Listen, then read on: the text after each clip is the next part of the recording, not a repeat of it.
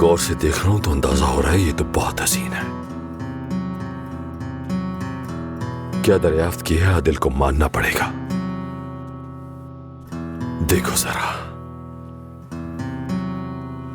गजब का हुस्न है इस लड़की का।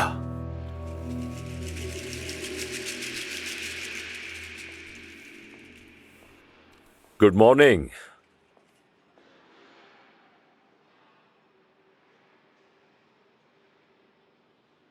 ये क्या हुआ? काम करने से चेहरा जर्द पड़ गया तुम्हारा। तुम जाओ ना, जाके थोड़ी सांस लो, फिर आना। गिर भी जाए तो कोई बात नहीं, जाओ।